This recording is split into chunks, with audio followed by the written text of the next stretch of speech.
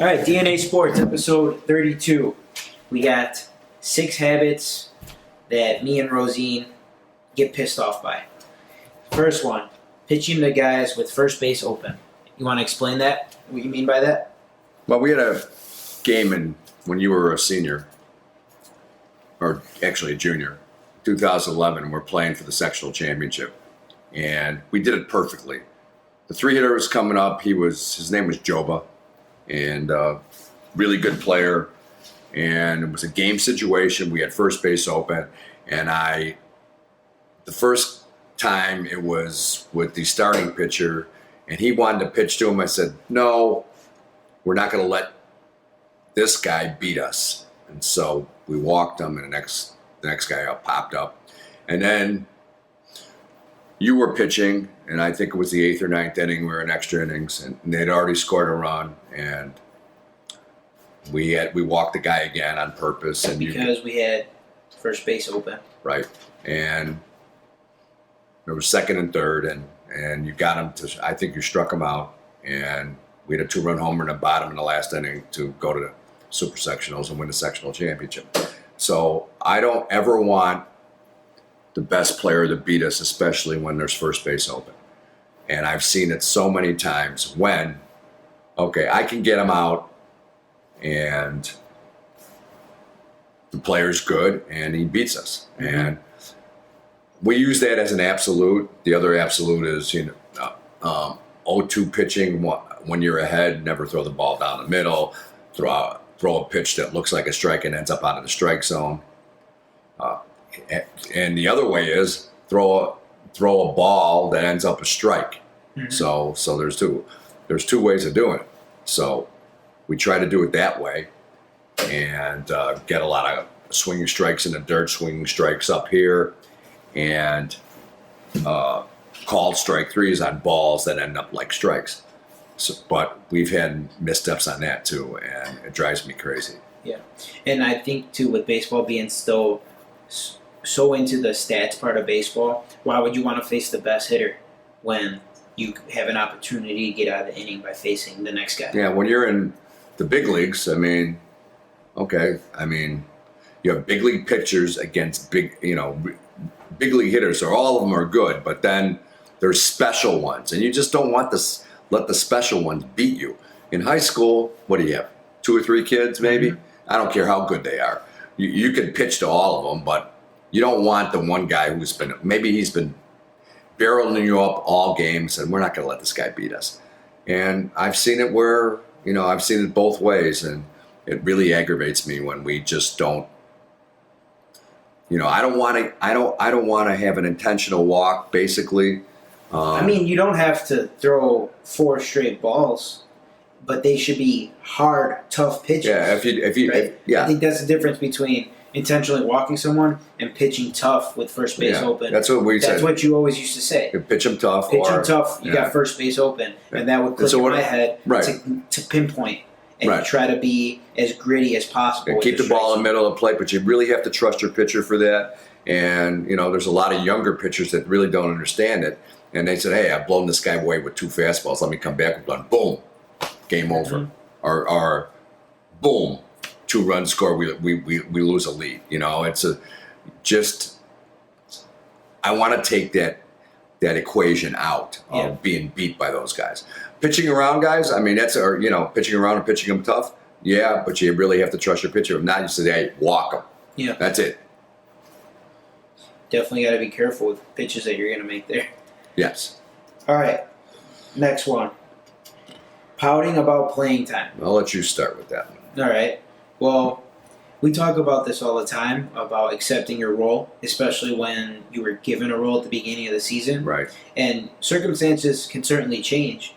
But if your role is your role, you have control to make it better through your work ethic, through showing up every day, having a good attitude, and getting after it.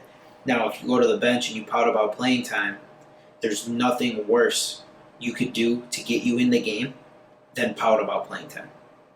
That's just straightforward. If you pout, it's not going to help your situation. And if you haven't improved in practice, and your talent level is your talent level, and you haven't been able to there's a lot of really good teammates that have said, hey, I haven't gotten any better, but I'm going to support the guys on the field. Mm-hmm. And when I get a chance to play, I'll try to do the best I can. Not to say, hey, I'm better than this guy, and which they're not. And I think I should be playing. And they pout or they complain or they have their parents complain, which, it's when the parents complain that's when you go off. I see him every day in practice, and he hasn't gotten any better. Exactly. So we had a guy this year, and you know who he is, and we had 4 captains, and the kid got no better, especially hitting wise. Pitching wise, he was fine, but whenever he didn't play, because he led the team in strikeouts, he could not make contact because he changed his swing to be a direct uppercut hitter. He could not hit anything fast. He could not hit anything above his waist, and so he ended up hitting 219.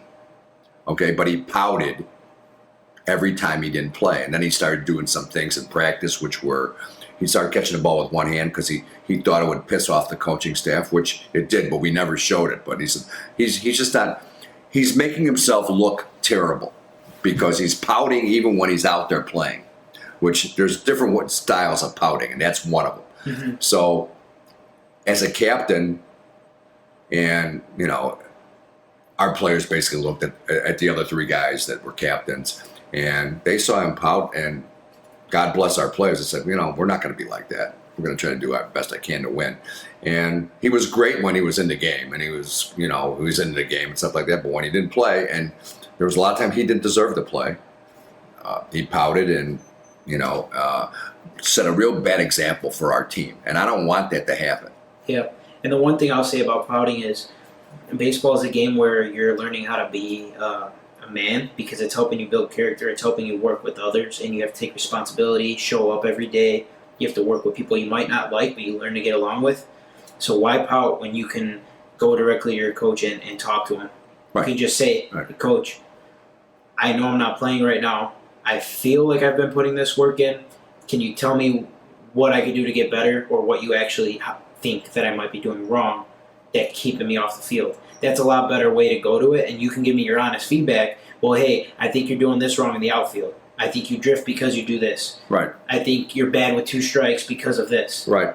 You can give them answers. Yeah. But they have to hey, I'll take that to heart, and I'll do exactly. A lot better. Because then you can go with that honest feedback and try to get better. But if you pout and complain behind the coach's back, all it does is set a bad example for yourself and the rest of the team. Well, I'll give this kid credit. He would not ask questions in front of everybody. He said, hey, I'm 0 for 10. I know I started out the season 0 for 10. Is that the reason I'm benched? And I said, no. Mm-hmm. But no, you have to work harder at it. And we wanted to see other people. You started 0 for 10. And there's a lot of guys, and you'll vouch for this, that work their ass off in the winter. That work their ass off late fall, winter.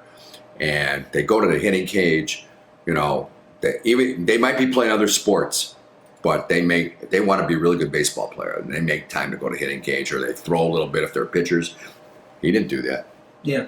And so then now he's trying to make up for lost time when you got all his competition, not only on our team, but the other teams have been working out all winter long. You can't catch up in baseball. Yeah. And if you're going to do that, and I warned everybody. I said, since you played for me, you better do stuff in the wintertime. You just better, because while you're sitting on your ass, these guys are working hard. These guys are perfecting their swing, so when March comes around, they are ready to go, and they can and then they ramp up their competitive edge to get faster pitching, and then when that first game comes around, they're ready to go. Not, hey, I'm going to work my way in and just work myself into shape. That's the old way that did it, back in the 50s and 60s. Hey, we worked all winter, and then we'll get in shape in spring training. That's not what they do anymore. You have to work your ass off all fall and all winter to be ready for the spring and summer. Yep. All right. Next one. Drifting to a baseball. Whether this could apply to anybody on the field, but most commonly it applies to outfielders. Or even the middle infield when they're going back on the ball. Yeah. But guys, so if you're listening, drifting is when the ball is hit to your left, right, over your head, and instead of sprinting to the spot, you lollygag by jogging or just casually making your way that way with your glove up, arms out. Sometimes you're backpedaling, and your head is just constantly looking up at the ball, right? That's considered drifting. And that's really, really bad with the guy on base. Because while you took your time getting the ball, catching it off balance, the guy on base has tagged up and is already moving to the next base. And you're busy patting yourself on the back for making a catch. But executing the play is not making that catch. Executing the play is sprinting the spot, getting behind the ball, working through the ball, and throwing to the through the cutoff man to the appointed And base. that takes effort and practice. Mm-hmm. And it's every rep, every single time. Yeah, if you don't do that, and it's one of the easiest things to do because all it is hustle and effort.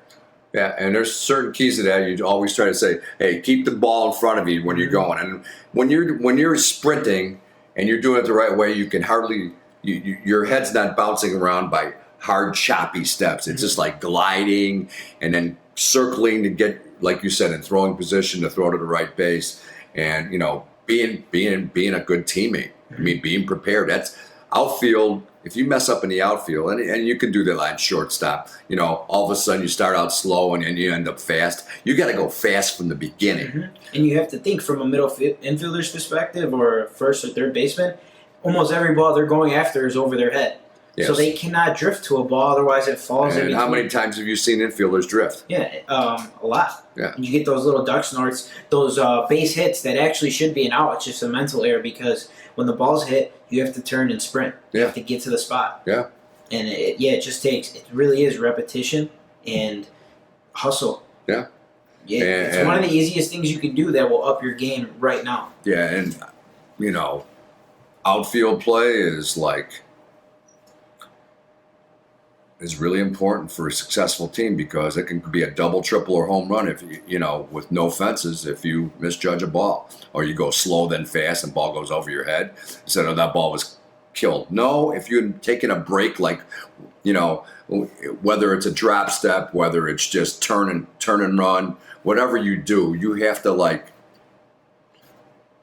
bust your ass to get to it. And outfield players, when you get really good outfielders, you take for granted that no matter who's out there, they're going to be good. No, it's a lot of work. Mm-hmm.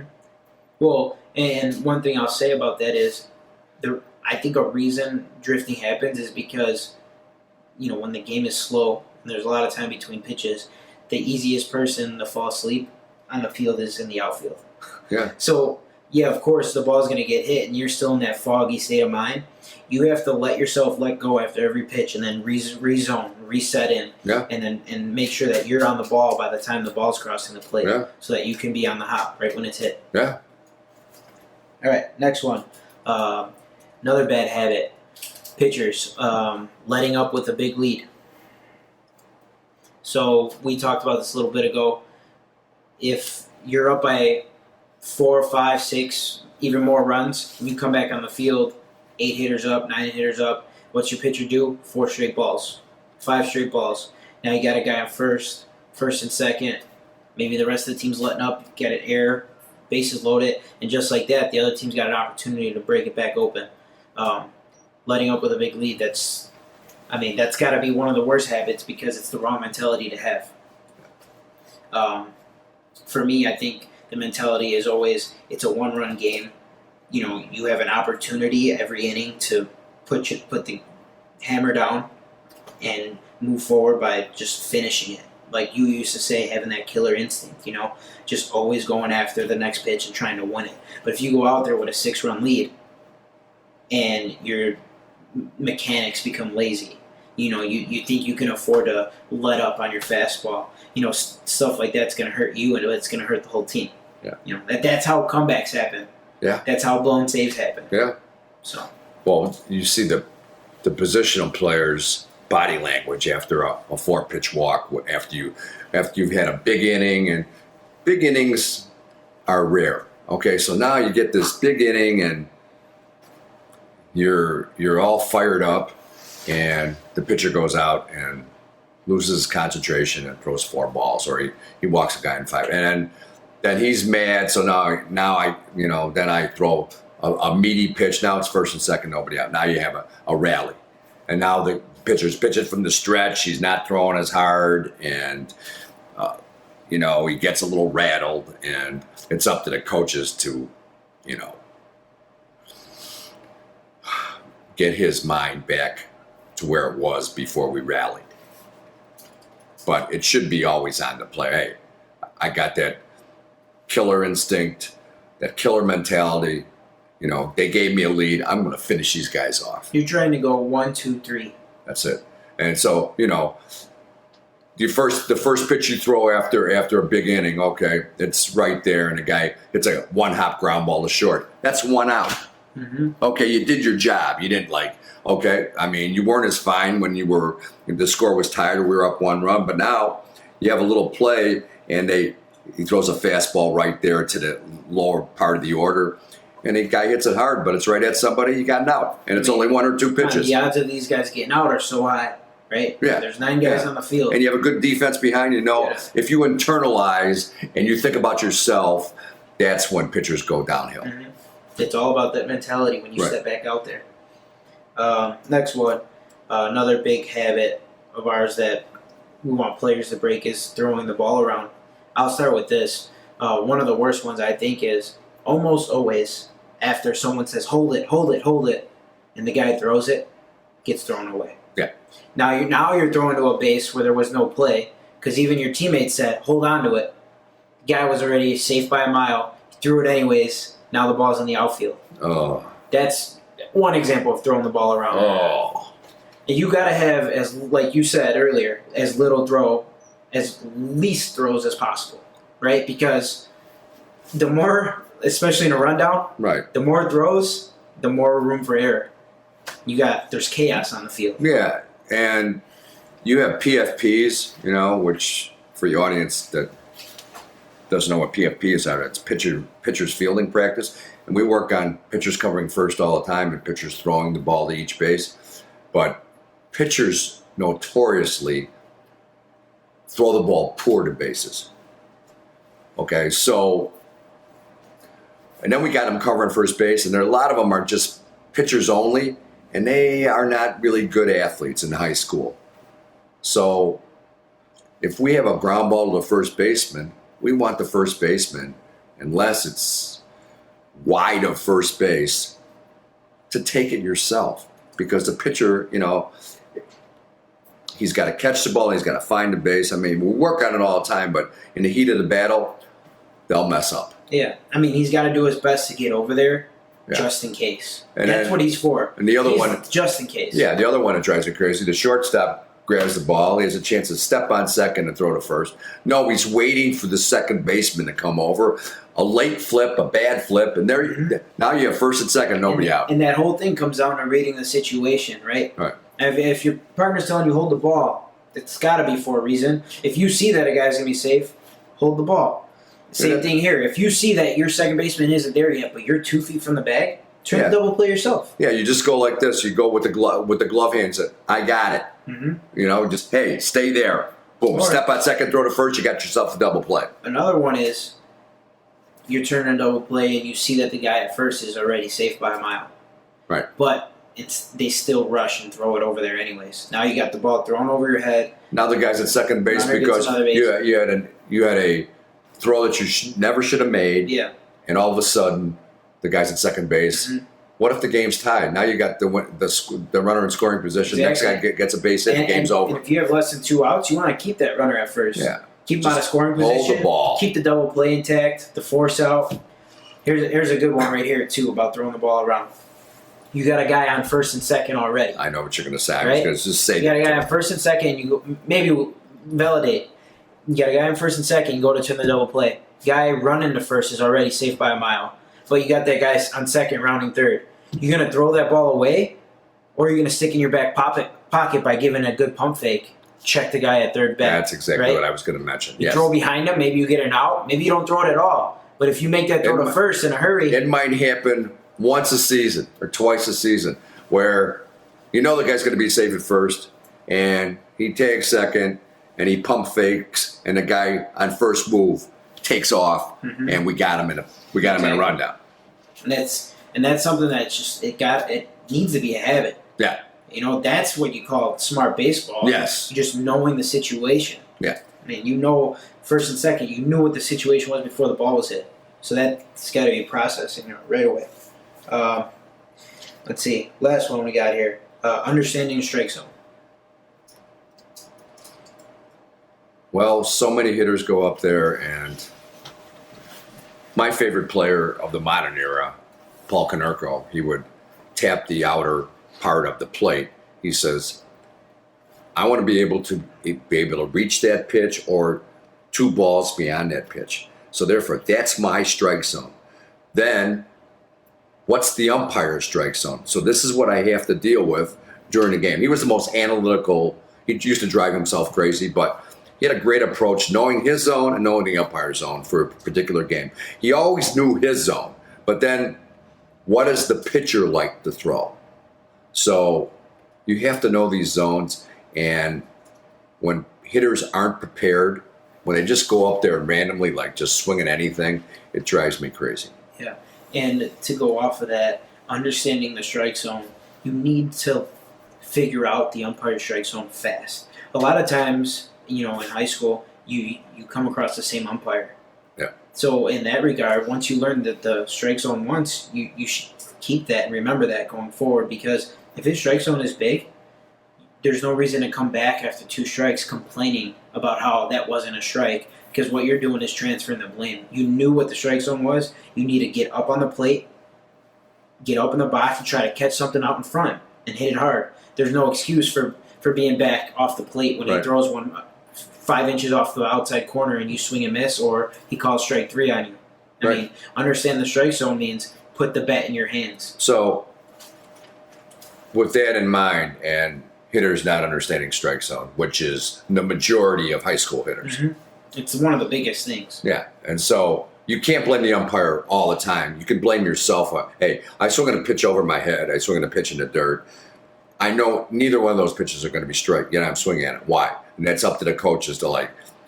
If they don't know strike zone, you have to like actually have them take pitches without swinging to understand strike zones. But what Mike said, our producer,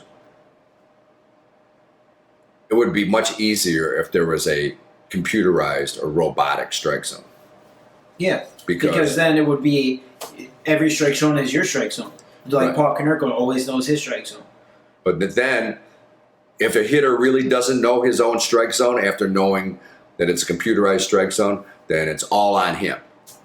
Yeah, it's all his fault for not being able to. Hey, I swung at a pitch out of the strike zone, but you know the strike zone because it's computerized. There's a robot there. Yeah. So that's interesting. Yeah, it is. I mean, we're going to see more of this debate as time goes, anyways. Well, you see so many umpires in the big leagues. Some of them are high ball umpires. Some of them are 2 balls off the outside corner. Some of them never call it inside strike. Low strike umpires. It's just, hey, why doesn't everybody call it the same way? And I think this is a good approach to take for almost any level. Obviously, MLB guys, it's a lot more consistent. But, you know, for almost any level, this should be your approach. If you don't know the strike zone yet, your approach should be with 2 strikes. If something is anywhere near being a strike 3, you need to try to foul it off, spoil it so that you get a better pitch.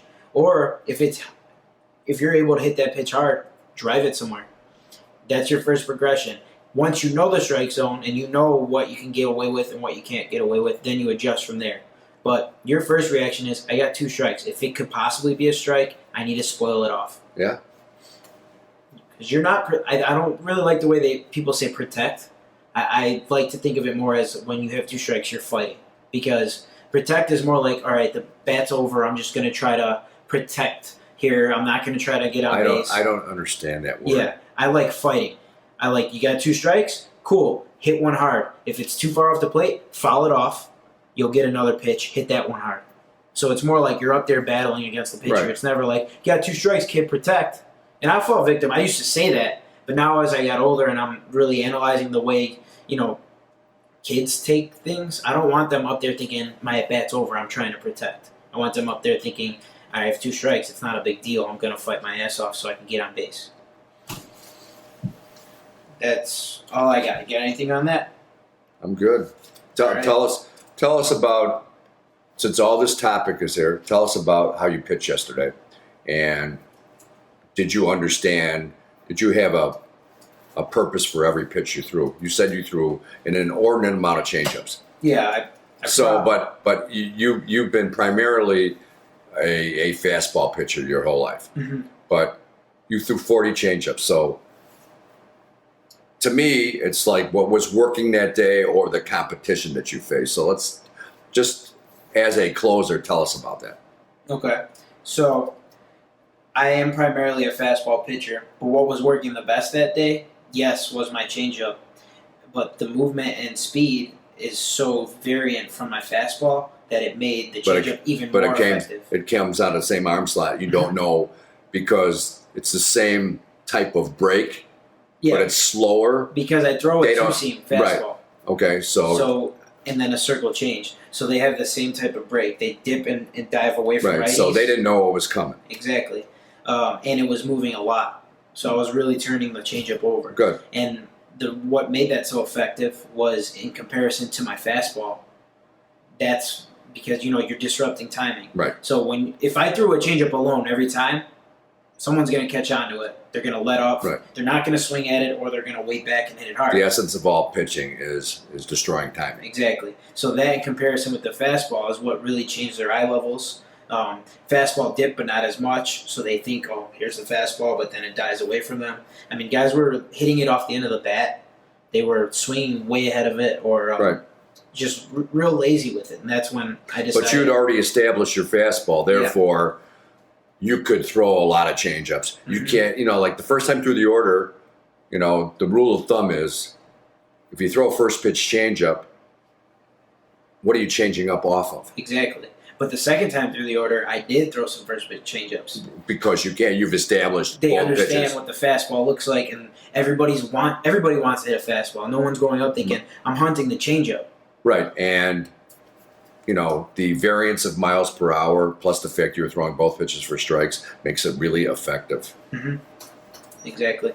So, like we had a game against a team toward the end of the year, and we had our second string catcher is calling game. I said, you call the game today. I want to see how you do it. So we brought in a pitcher that has a really good changeup. So he gets 2 outs, and then he gives up a walk and a hit.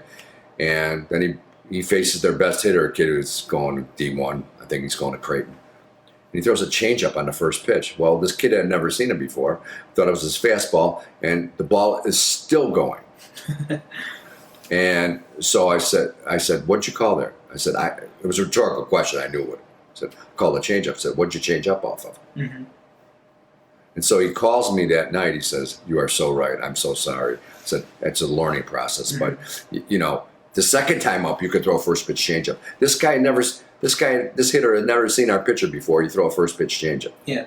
And the only thing that I'll battle back on is unless this changeup has a lot of dip to it, almost like a breaking ball, you can throw it. You shouldn't throw it every time, but like rarely you'll get away with that. You're gonna have, if you have a ton of movement on it and you put it in the right location, yeah, it's acceptable. But if you're throwing, the average changeup, never the first pitch. Yeah, how many changeups have you seen in high school or college? And in high school, I have not seen. I've never saw a good changeup in high school. And I have neither. Yeah. And actually, we had a couple guys that were they're decent, but they don't have a lot of depth. Number one, they don't have a lot of break. Number two, okay. So there's a guy in him. He blew his eye. Basically, he had shoulder surgery before his senior year, and he was throwing all changeups, but he was trying to throw fastballs. Mm-hmm. But his arm, Adrian, his arm was gone. So he would have a changeup grip. He would throw like 70-mile-an-hour fastball and then just throw a changeup against 65-mile-an-hour changeup, and it all looked the same. And it was just he was a lefty, and the ball it was so slow that he was real successful that year. Yeah. Slow and slower. But he didn't have a fastball. Yeah. Oh well, I was I was rambling. And people will argue me on this sometimes, but I really believe the changeup might not be the hardest grip. I mean, you mess with the grip, but I think it's the hardest pitch to master. Because it's definitely the hardest pitch to master. In terms of location, when to use it, varying it up, spotting. Yeah, different hitters. If you have a changeup, first of all, it's not as taxing on your arm as a curveball or slider, cutter, whatever. Fastball, it's just not. It's just, but it has the same arm speed, and it's like, it's by choking in grip or having particular grips where the ball won't go as fast. It's really hard to master. It's not a natural pitch. Yeah. But it's like the second best pitch, I think. And what Steve Stone says and what other people said, the best pitch is a well-located fastball. Yeah. Well-located fastball with action on it. I'm adding that because well-located fastball, if it's still straight, these guys will still kill it. Mm-hmm. And you can't really have a changeup until you have that. Right. I've never heard of hey, I throw fastball change. No, I throw a curve change. No, you don't. It's like, you better have a fastball to be able to throw a change. Exactly. And I'm sure we'll get arguments about that, but, like Trevor Hoffman, he threw fastball change, but he threw 70% changeups because his motion was so good he never knew what was coming. He said, okay, I'm looking for a fastball or I'm looking for a changeup, and they still couldn't hit it. He was one of the rare guys. And that's the biggest thing, though, with the changeup, why it's so hard. I think so many people lack confidence in it. Yeah. You can mess up a changeup so easily that it gets put over. Well, they slow their arm down, and so why are you slowing your arm down in a changeup? Well, it's a naturally slow pitch, and the grip itself will slow it down. Just throw it with your or they drop their elbow to throw it over. No, let the arm action and the hand action do the work. They don't get that. So they slow their arm down, they drop their elbow, and the pitch is either a meatball or it's just out of the strike zone. Yep. Once you have confidence in it, though, it's fun. Yeah. If you can master it, and hey, that's the bane of pitching coaches, trying to teach pitchers, especially young pitchers, how to have an effective changeup. And there's a lot of different grips, not just the modern day circle, but there's the old time forkball. There's a pound ball. There's a 3-finger grip. There's a changeup fastball where you just choke it. There's a lot of different pitches you can use as changeups. All right, let's wrap it up. Okay. Hopefully we'll be doing a lot more stuff this summer and throughout the year. And be sure to catch us on a lot of different social media sites, YouTube, Twitter, Instagram. Facebook. Yes, we will be all over the place. And anybody who wants a particular subject, please contact us and we'll get it on for you. Until then, Dave and Joe and Mike signing off.